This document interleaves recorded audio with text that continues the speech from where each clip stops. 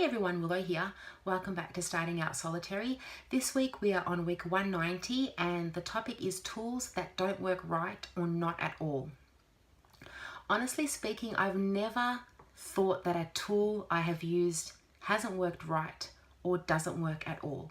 So if that's my belief, then I ask, what defines a tool? What makes it? Why would I believe a tool didn't work right or not at all? And also, what is right? Especially that I believe tools are not necessary in my practice. And I know that for a fact because there have been many times I have performed spells without any tools and they have manifested. But in saying that, I enjoy working with tools. I think they're fun. They help me focus my intentions. I can utilize or embody the energy of a thing that I'm using. I can direct or draw energy. The best way I can contribute to this week's topic is that my craft is unique to me and my journey through life that I'm walking through. I seek to have a better understanding, to learn along the way, to manifest the desires and the goals that I wish to achieve.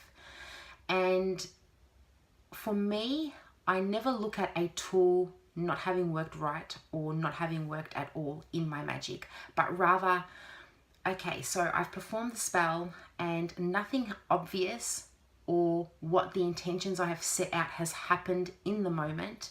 So I examine everything around me that has happened that relates to that particular spell.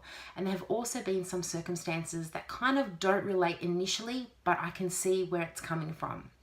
So for an example, there is a spell that I have been working on from about mid last year, and it is a big spell, for a big goal that I'm reaching. Now, for a moment, if I have a look at it instantaneously, I'm not aware of it happening. But once I have a look, I can see that it is something that I need to progress through in life. And so I've kind of been given the start to it from here by the universe. There are lessons that I need to learn. There are things that I need to experience and discover for myself before I can progress. And so then accordingly, I reweave my magic to support that and harness that. So I guess what I'm saying is that my needs and my wants differ to your needs and your wants. And mine aren't any less important or more important than yours. They are what they are, and they align with where we are, currently in our life. And that our experiences and things that we have gone through in the past have, created the person who I am today. And it is up to me ultimately to choose which direction or where I go today, progressing forward. And that's how I use my craft. So I use tools to assist me along the way, but I haven't questioned what I am using unless it's something that I'm unfamiliar initially to work with. And then I'd rather get a bit of a feel of the energy of a particular tool and then decide whether or not I want to use it in that particular magic, or I see that it is more fitted for something else. So for example, if I'm using healing and I'm feeling, let's say a particular crystal is not fitting for a healing spell, then I will put it aside and find another one. Same goes with, I guess I've got 3 athames. One of them is actually a wooden athame, and that I use I'm always drawn to for healing, for my healing magic. So I will use it in those sorts of crafts that I'm creating. However, I do have a pewter athame that I use more for cutting cords and a little bit more of that direct energy. So certain tools I am drawn more so for certain magics that I'm creating. Now, tools I have acquired over time through op shops or secondhand, brand new ones. They have been gifted to me or have come to me through subscription boxes or what have you. Always in those situations, I I still want to harness and utilize the energy that a particular item has. In most cases, I feel that what it's listed to do isn't quite fitting for me, and I will alter it or add something else into it. But I do want to clear and cleanse the energy of whoever's touched the item, whoever's created the item, because I want to keep that separate and rather just use the energies of that physical item, if I'm making sense. So, you know, that can be one thing to be considered. Then there's, for example, something that's been gifted to me and I have not connected with it at all whatsoever, and I have sold it. So in that case, again, I like to clear it of my personal energy so that when it goes to the new owner, I have nothing to do with that particular item.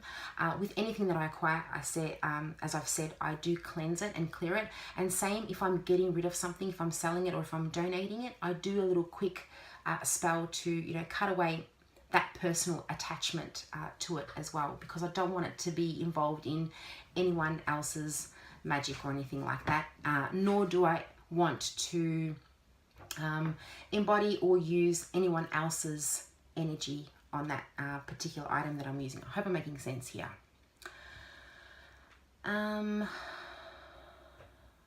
When insofar as tools breaking, I have had a wand that has broken, then instantaneously I know it has served its purpose, the work has been done, and in that case I bury it.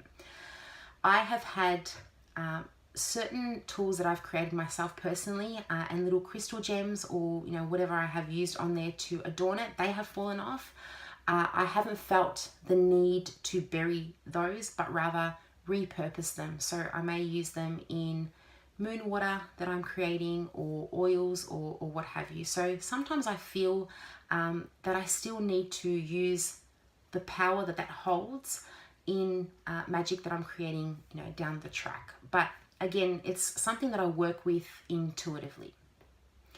A tool that I have created for, let's say, protection, or to be more specific, one time, it's about 4 years ago, nearly 5 maybe, I created a little bracelet made out of little crystal gemstones, and that was my bracelet to, or kind of like a charm to help me through job interviews. And I happened to have 3 job interviews, you know, at this time. I didn't know which job that I wanted to, you know, to specifically be successful in, but I made sure that I wore it at all 3 job interviews, and it was designed to help me you know, stay focused, stay calmed, and, you know, the ability to be swift in my answers and all that kind of stuff.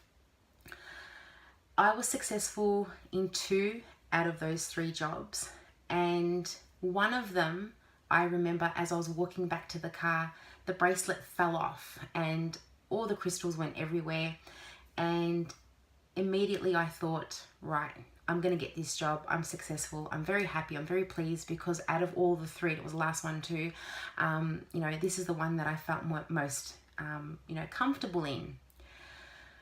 And surely enough, the next day she rang me and offered me the job, and I accepted. Little did I know, about 4 weeks after I'd started, it was one of the worst jobs I had ever worked at. And so without it becoming, you know, without sharing too much personal information here, I lasted probably about 2.5 or 3 months at that time, but most definitely, and I remember at the time thinking, well, why, if I did a spell, why was I successful in this job, and why did I even get it in the first place? But once I had a look at everything, I realized there was a really strong lesson that I needed to learn in there. So again, as I said, without being too personal, I see it as, you know, that was meant for me, and it helped me to progress through the next stage in life. So sometimes when a charm we create or an amulet breaks or falls off, it could be even a protection one. There was another time I actually just done a protection spell the day before, and the following day I reversed into the neighbor's car.